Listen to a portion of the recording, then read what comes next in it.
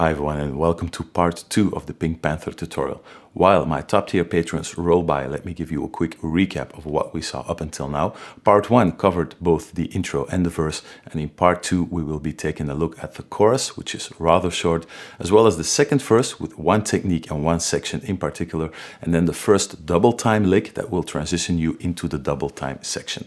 The double time section will be something for part 3, which will be published next week, but in the meantime you can get to work with what is in this video. Now let's dive straight into the chorus. Let me play the chorus for you one time.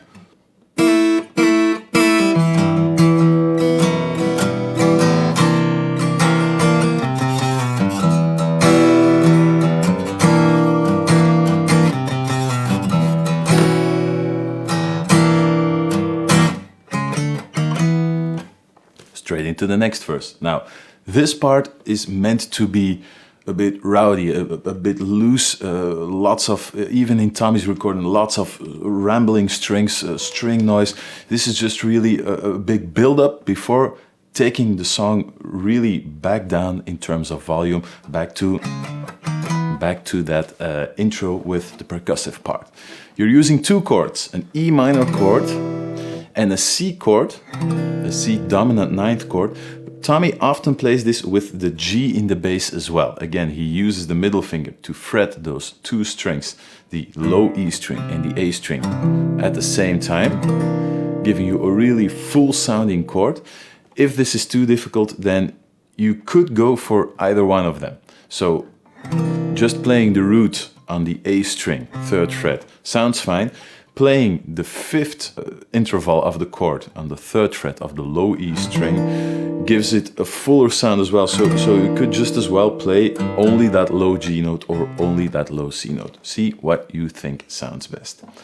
Just full disclosure, I often play that C dominant ninth chord with a bar across 3 strings as well, making sure that that high E note doesn't necessarily ring out all the time, but this can make it a bit easier for you as well. I showed it now to you as Tommy plays it. I used this fingering when I played my teaser video, and nobody gave me any complaints that this wasn't right. It's just, it adds an extra note on top, but I find the fingering a lot easier. We're ending that first open lick on an E minor chord, keeping down the index finger and the middle finger, and Tommy uses his thumb to initiate a walking bass line. If this feels difficult for you, so he plays open E string, 2nd fret with the thumb, 3rd fret with the ring finger, and then moving to the index finger on the A string, which is already there. If that thumb over the side of the neck is difficult, then just use the index finger for an instant. And make sure it's back where it should be once you play that final chord. In between those chords, so all of those, in between those bass notes, all of those bass notes are downstrokes, and in between he plays very lightly some open strings. So only the bass notes are down, down, down, down. Chords in between, down, down, down, down. So each chord in between those bass notes is a soft upstroke. So down, down, down, down. Really softly each time that upstroke. It's not meant to be a full-on chord, it's just meant to push the rhythm forward just a little bit more. You are going to have to do this a lot more in the second part of the song as well. So down, walking bass line going up, and then that last upstroke is already a C chord. So down, down, down, down. And instead of playing that last chord as an upstroke, Tommy really accentuates this and plays it with a downstroke. Down, down, down, down, down. Again, a downstroke, and that chord has to sound out really full. Even adds in only the very first time, so if this is difficult then you can leave it out. First time he drops down a little bar and plays a little hammer on with the pinky as well. 3, 4. And he mostly uses downstrokes in this section. 3, 4. So So just only that hammer-on is left open and everything else is downstrokes. 3, 4.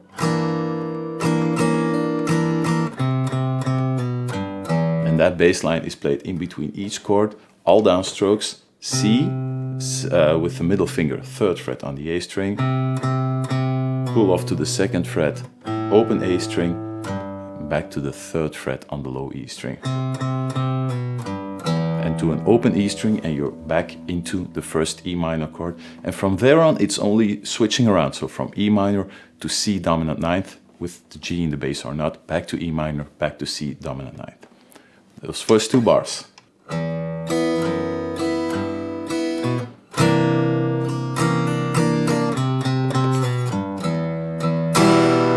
Play an E minor chord. Back to the same C minor. So this bar is just down, strum across all strings, and to the next chord again, all using downstrokes. Down, down, down, down, down, down, down. Really to push the rhythm forward, to give a lot of drama into those chords.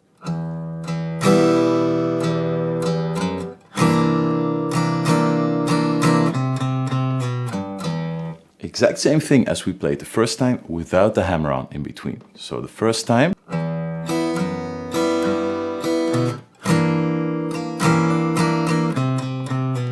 Second time. No hammer-on. And back to one of those moody E minor 13 chords.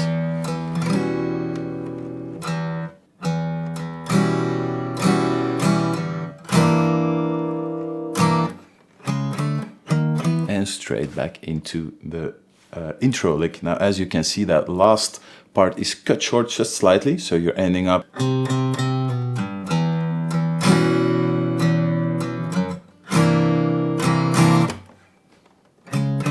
and straight back into the opening lick.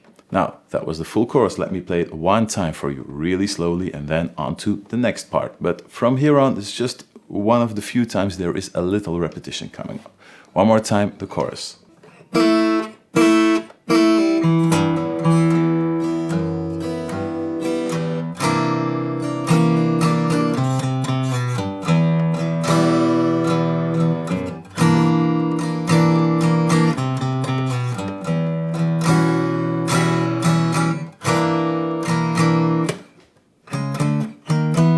Straight back into the intro, and this time it's just a plain repetition.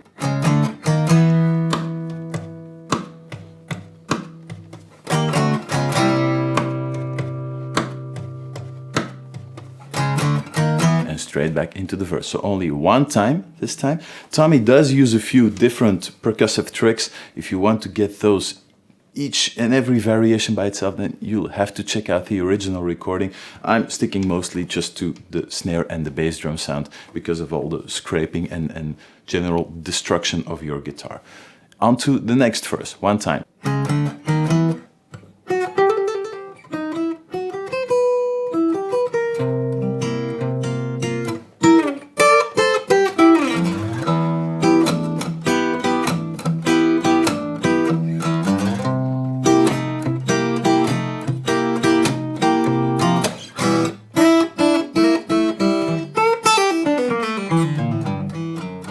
Straight into the double time section. This one is a little bit shorter, but there's a lot going on. From the top.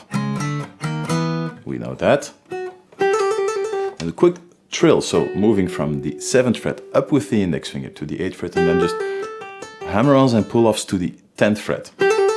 Make sure you end back up on the 8th fret as a melody note. Don't really count out how much hammer-ons and pull-offs they're going on. It's more of a feel thing.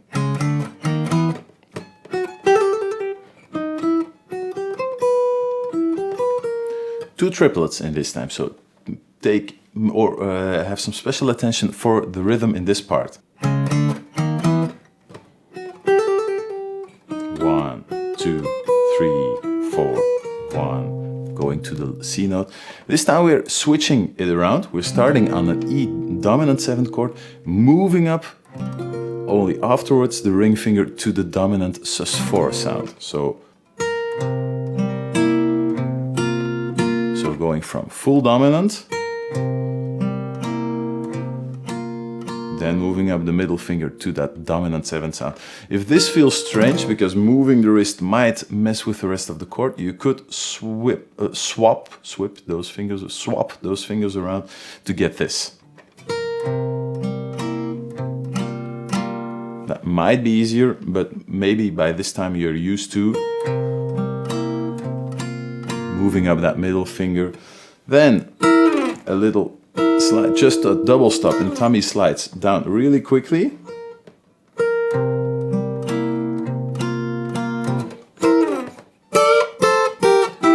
A little bending arpeggio lick in C dominant, so bending up pinky 10th fret on the high E string, bending up the ring finger 10th fret on the B string, just a little blues curl to the B flat on the 11th fret, and then 8th fret, 10th fret, dropping down 2 frets, and then going to the 8th fret and the 9th fret, which is basically a move in thirds that all works around the C dominant chord. I'm using plectrum and fingers now. Full speed, I'm playing it with the plectrum as well. All downstrokes. 3, 4. And then a big slide with the thumb coming from the 1st fret to the 7th fret, and then letting go for an open E string. Now, before we head into that section, because that's something completely altogether, those first few bars back to back.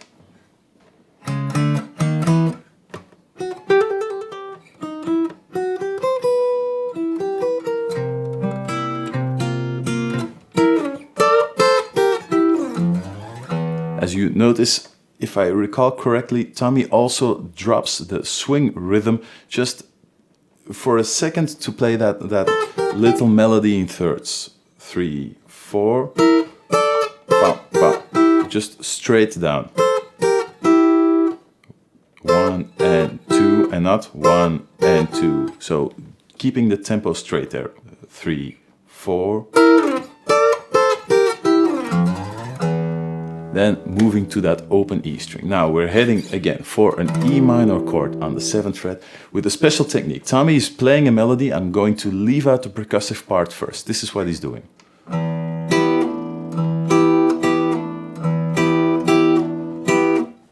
Doesn't seem that hard. So open bass string, then plectrum and fingers, or only plectrum if you want to the chord, and pulling all fingers, all pull-offs to the 7th, to the bar at the 7th fret.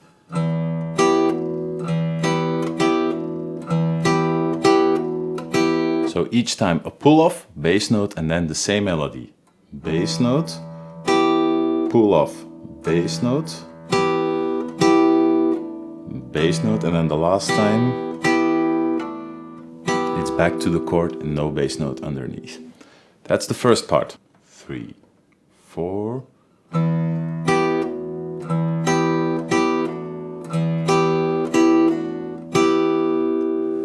Now for the special part. Each time when you perform that pull-off, Tommy plays a percussive click, for lack of a better word, on the bass string. So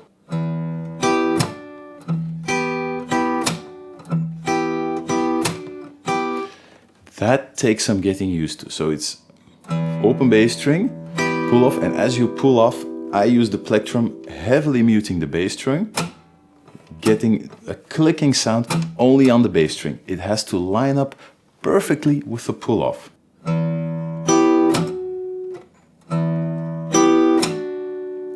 That's the basic idea. So as you perform the pull-off, that click down below, right behind that percussive click, another open bass string, and you're doing the exact same thing.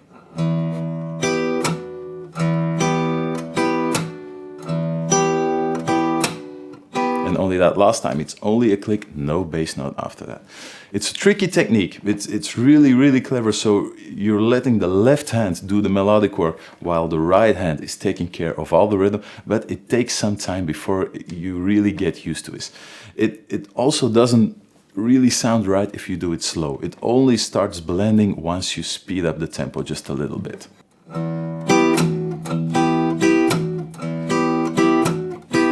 So, and it's really, it's a little trick. One more time, really, really slowly. And then you're going to have to do the same thing over the next chord, but using slides instead of hammer-ons and pull-offs.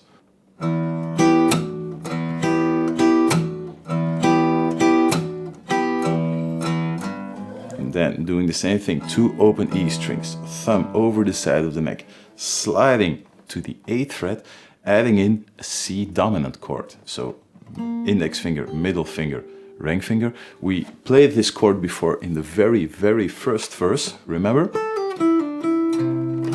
To make sure we could get that melody note, we could keep that ringing out. Now we're going to do the exact same thing, but with sliding down. So you're keeping the thumb on the 8th fret and you're going to slide this triad down 1 fret. The rhythm, the technique, adding in the percussive part is the exact same thing as over the E minor chord, but the thumb over the side of the neck will cause some problems for some people, and it is not possible to swap out the thumb for anything else at this point. So it has to be played in this way, without the percussive clicks.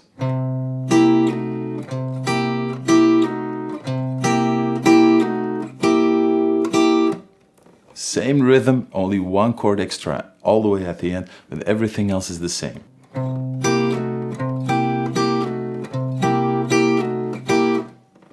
What you could do if the thumb over the side of the neck is giving you trouble is, for instance, leave out the index finger and play it.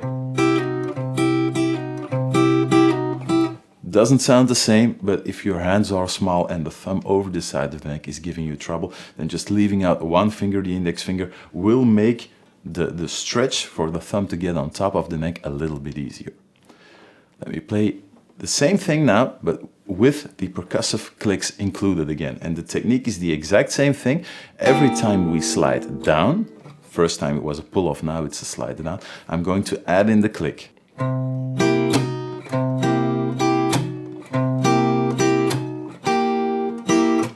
So now let's have a look at those 2 sections back to back, the E minor section and the C dominant section. Then we're going to close it off with the same blues lick we already saw before.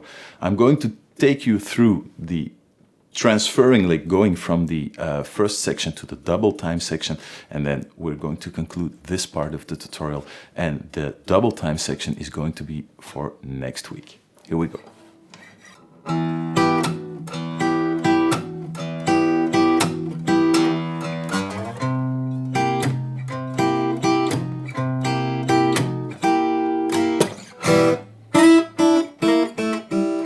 That lick, that's the same lick we played to end the first verse. Now on to the double time section. That last note is the first note of the double time section. Let's go over that lick so you can get to practice this, and then the rest of the full double time section is going to be something for next week. Starting with the ring finger on the 5th fret, bending up to the 6th fret, releasing the bend, and then it's all pull-offs to open strings. So pull off to the 3rd fret, index finger to an open string, index finger to the B string, 3rd fret again, pulling off to an open string, index finger to the 3rd fret on the G string, sliding down to the 2nd fret, and again pulling off to the open string, index finger 2nd fret on the D string, pulling off to an open string, index finger on the 1st fret on the A string, pulling off to an open string, and then ring finger 3rd fret on the low E string, pulling off to an open string, middle finger 2nd fret on the D string to round out the lick with. So it's all pulling off to open strings.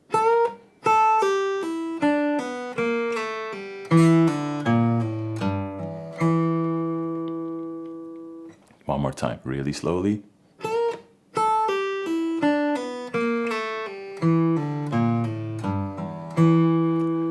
If your hammer-on and pull-off technique is decent and this won't cause too much problems, the only thing to watch out for is that slide down. It's all full eighth notes, so don't make this slide an embellishment. That first note, that third fret, that B flat, carries its entire weight. It's an eighth note just like everything else. 1, 2, 3, 4, 1, 2, 3, 4, 1. If you do it correct and you get a full lick spanning 2 bars, only the first note is a quarter note. 1, 2, 3, 4, 1, 2, 3, 4, 1. Ending up on the first beat. That's what you should get. One more time.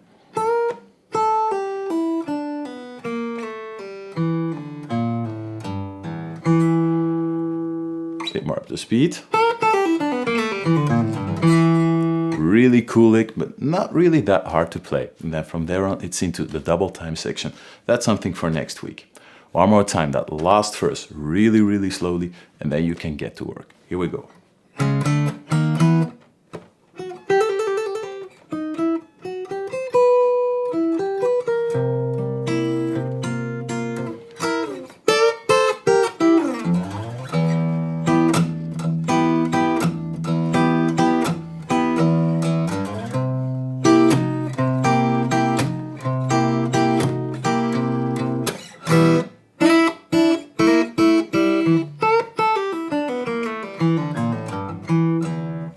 That's it. There you go. That's the full last verse of the slow section. Get to work on this. I will be back next week with the first part of double time section, and that is where the real fun starts. Have fun. See you next week. Bye bye.